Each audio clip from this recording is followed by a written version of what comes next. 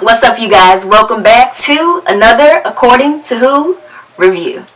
This week we are reviewing Little Fires Everywhere. It's an amazing series that recently came on Hulu. The series stars Kerry Washington and Reese Witherspoon. For you guys who don't know, Kerry Washington is most famously known for playing in Scandal, and Reese Witherspoon is most famously known to me for playing in Legally Blonde. This series takes place in either the 80s or the 90s, I don't quite remember. But takes place in this really popular town called Shaker. Shaker is this little town that they put together that's supposed to be great for all races to come and live and be prosperous. Whatever the hell that means. So Kerry Washington goes by the name of Mia in the show, and Reese Witherspoon goes by the name of Elena. Elena has 4 kids. Kerry Washington has 1 daughter. Kerry Washington got her daughter through any means necessary. What I mean by that is Kerry Washington was living in New York, taking an art class. She is an artist. See her making her art, selling her art, as well as you'll see a bunch of flashbacks. And one of the most, I'll say, informative flashbacks that took place was it showed us how she actually got her daughter. She went to New York to take this very influential art class with this very popular lady, popular artist at the time in New York. And Kerry Washington ends up getting in the lady's class. The lady ends up telling her how to pull her art out of her, and that her art should be tragic. So she ends up challenging her, pushing her, basically helping her to make her art better. They end up falling in love, and Kerry Washington finds out that her scholarship, or the funds that she thought she would have, those funds would no longer be available. So the only option that she basically had at the time was this weird guy approached her and told her that she resembled his wife and that they were having difficulty conceiving, and they were looking for someone who would be willing to carry their child. Boom, this is how Mia gets her daughter. She ends up getting pregnant and carrying the kid. She makes it to about, I'm going to say she looked like 7 or 8 months pregnant. And her brother came to visit. He said something to her about maybe this kid that you're carrying is the art that you're supposed to give to the world. Her brother then goes back, and I think it's California. It's somewhere on the West Coast. No, it's in Ohio. Sorry, it's Ohio. And he ends up passing away. So she goes home pregnant. Her parents did not know that she was pregnant or that this is what she was doing to be able to afford her education. She goes home. Her parents are like real sticklers, and they're like, we don't really want the questions that will come with you being pregnant at the funeral, so we just think it's best if you don't go. I don't know how you would feel, but I would be disgusted. I would have still went, but hey, she had more respect than I did, because you ain't telling me I'm not coming to my brother's funeral to pay my respects. It's just not happening. So she doesn't go to the funeral because she's respectful. But I'm assuming the words that her brother said to her or spoke to her rung off in her head, and keeping her daughter was her way of honoring her brother. So she writes the family that she's pregnant for, and she tells them, hey, the child died. And she goes on the run, delivers the daughter, and they've been bouncing around and traveling around the world for about 16 years. What they'll do is they'll find a town that they think is interesting. They'll live there for maybe no more than a year, and then they'll bounce. So building no real long-lasting relationships, making no impressions, because she's trying to remain undetectable. To her, I think she thinks she's protecting her daughter, but she's selfishly just protecting herself from telling the truth. So the daughter knows none of this. So we find that out. With Elena's backstory is Elena was traveling the world, in college, and she ended up going to Paris for the summer with her boyfriend. He decides, I don't want to come back. I want to stay here and pursue journalism here. She's like, that's not part of the plan. The plan is to go back to Shaker and stay in my mom's rental property. And he's like, you can go, but I ain't going with you. She goes back home. She meets this guy who's willing to play the role that she's written in the script. So they end up having 4 kids.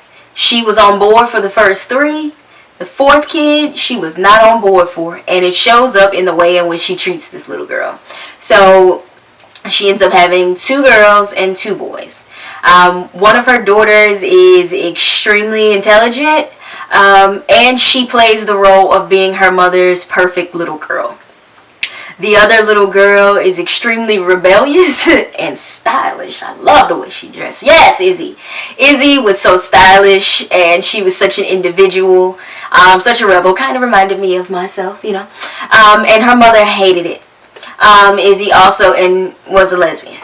But her mother knew nothing about it, because her mom really did nothing more than just judge her and critique and criticize her entire life, because she saw her daughter as being, you're not a part of the script that I wrote. I don't know why you're here, but since you're here, you're definitely going to do what I want you to do. And Izzy was hell-bent on, I'm going to do whatever the hell I want to do, period. They end up meeting because Elena ends up renting the rental property to Mia. So Mia and her daughter stay in the rental property. Mia's daughter ends up becoming friends with Elena's son. He's a really cute little fella. They end up becoming friends. He develops a crush on her. She's really not that interested. She sees him as just a friend. In going to Shaker High, she meets this popular group of girls, and Elena's oldest daughter, who's the picture-perfect daughter, ends up befriending her, but not actually befriending her. She brought her into the circle just to use her. She really does not really care about the girl at all. So she brings her into the circle. She uses her letter in order to get into Yale, and she ends up getting pregnant. And instead of putting her name down as the person who was having the abortion, she put Mia's daughter's name down.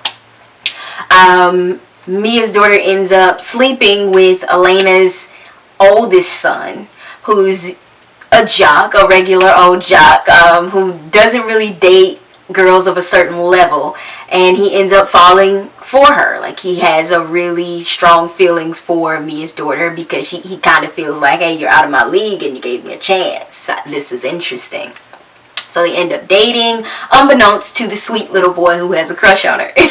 So they end up finding out, and they end up getting into a fight. Elena has a friend, a best friend, who's been there for her throughout all of her pregnancies. Always been supportive and went out of her way to be there for her.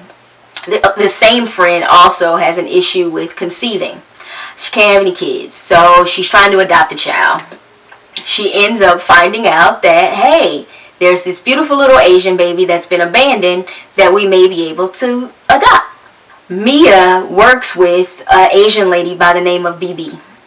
BB experienced postpartum depression with her little girl, and she had a mental break, and she ended up leaving her daughter at the fire station. The fire station turns her daughter over to the authorities, and she loses her daughter. She doesn't know where she is. She can't find her. Mia finds out that the little girl that they adopted, because Mia ends up being Elena's housekeeper, and Elena's having a birthday party for the little girl that they're adopting. Mia finds out that it's a possibility that that little girl may be BB Chow's daughter. He ends up telling BB Chow, like, hey, this daughter of yours that you're looking for is over here right now where I'm taking photos. As any mother would, BB Chow runs over, busts into the party, and tries to take the little girl. They call the police on her ass. They get her up out of there quick. They had no idea at the time that Mia actually knew BB Chow and that she was the connection. Elena finds out, and ever since Elena finds out that Mia is the one responsible for, quote-unquote, ruining her best friend's life, she is on a tyrant to find out where this woman came from. So she goes and she finds out the backstory on Mia. She finds out that Mia stole her daughter. She finds out that Mia has parents that she hasn't seen in years. She goes to see this girl's parents. You don't just be coming to black people's house like that. What? So she goes to see this girl's mother. They tell everything. They talk too much. I wish my parents would tell my business to a stranger like that. Okay, how long has it been since you seen me? You don't know me. Shut your mouth. You don't know them. In true miserable bitch fashion, Elena goes back and tells Mia everything that she knows. So she was trying to stop Mia from testifying on behalf of BB Child. Oh, Mia paid 30 grand for BB Child's law expenses. Legal expenses. Like, who just giving 30 to 40 grand to somebody to prove that they was right? Girl, bye. Paid 40 grand. And she was working in a diner. And living place to place. Driving a hoopty. Staying in a shack. Shopping at nothing but the Goodwill. And her daughter has the experience there. And you sitting on $500,000 almost? What? So she sells the painting that her lover from New York ended up taking of her when she was pregnant with her daughter at the time. She took a picture of her, and she always told her to sell that picture if she needed to. She sold it for BB Child, but she wouldn't sell it for her child. But that's for a whole nother story. A whole nother time. We ain't got time for that. That's crazy. That's a little twisted. Elena ends up going to try to get medical records on BB Child, and she finds out that there was an abortion that took place. She thought the abortion was Mia's daughter abortion because that's the name that Elena's daughter used. So she confronts Mia about her daughter having an abortion. Unbeknownst to her, when Elena's daughter had the abortion, she called Mia's daughter and then went and stayed at Mia's house. So she goes over there like, and you're such a terrible mother. Your daughter had an abortion and I don't blame her. That speaks to your parenting. Mia's like, well, if you'd been a better parent, maybe your daughter would have had the balls to put her own fucking name down instead of my daughter's for her abortion. And she's just flabbergasted, tells her to get the fuck out. You gotta be out by in the morning. And first she got there and told her, hey, you gotta be out by the end of the month. After that, she was like, nah, you gotta be out in the morning, sis. Get the fuck out. Pack your shit and go. So once that news gets dropped on her, she runs out of the house. Gone. She walks in the house. She's trying to get drunk. Sis goes straight for the wine. I'm a wine girl. She goes straight for the wine. Pulls the wine out of the refrigerator. Tries to get drunk. Goes to her room. Speaks to no one. Her baby girl, the one that she rejects, finds out that she kicked Mia out. And she ends up going ballistic. She's trying to set her room on fire. She goes to the garage. She gets this whole thing of gas and starts to just pour the gas all over her bed. And she finds out Elena, her sisters and brothers come in the room and they try to stop her. And Izzy like, no, guess what she did? She kicked Mia out. And, you know, the kids have this attachment to Mia's daughter, so they felt some sort of way about it. So they all going off on mom like, how could you? Why did you do this? And she was like, blase, blase. She didn't really give a damn. And then the mom and Izzy start having this little back and forth. And the mom and Izzy's like, I don't like you as a mother. And Elena's like, girl, I don't like you either. You think I would have wanted a child like you? And the kids are just like, Mom, how could you say something like that? That's how their faces look. I was hurt. I couldn't believe she said it. Those are really harsh words to say to a child as a parent. So the little girl storms out of the house with her little bag and she just runs away. Her brother does try to stop her, but she don't give a damn. She's over it. At this point, I know you don't want me here, and I don't want to be here. So let's just make both of our lives easy, and I'm a dip. So they go back into the room, and they're like, Izzy had it right the whole time. And they set little fires in their room. And they set it on fire and then wake her up. Luckily, they woke her up. They pulled her out of the bed, and they run downstairs as the house goes up in flames. We later find out. Once the fire department gets there, they put the fire out there. They're trying to figure out who set the fire. They automatically think it's the rebellious child. She started it. She didn't set it.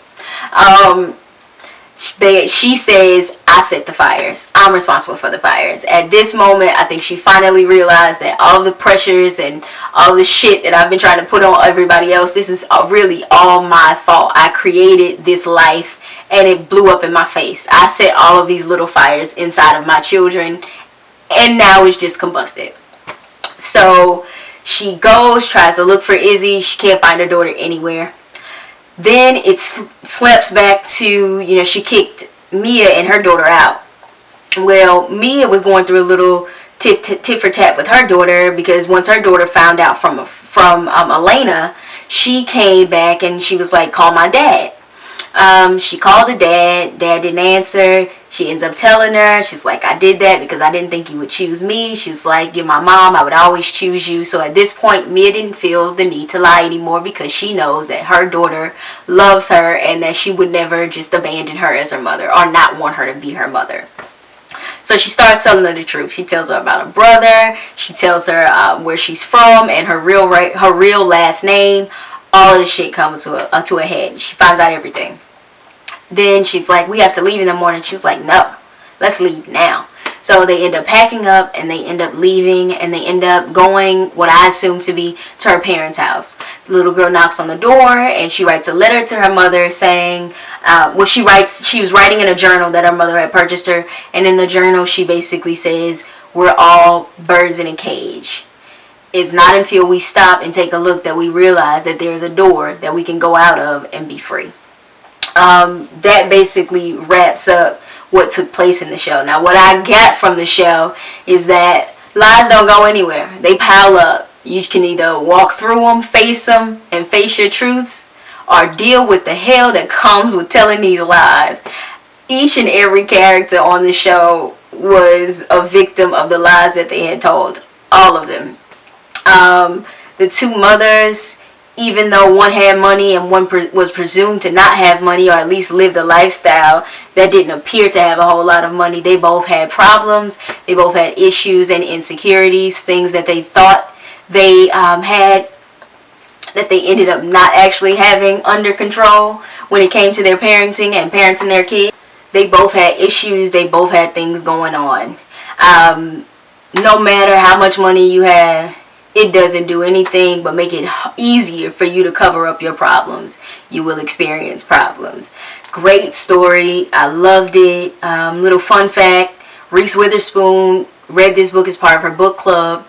Reached out to Kerry Washington and they ended up basically taking the forefront of trying to pull this project together. They did it together and I thank them for coming together and I cannot wait to see what the next book is in that book club because goddamn it, they reading. If you have any other reviews that you'd like for me to do, please let me know down below. Thank you for tuning into another According to Who review.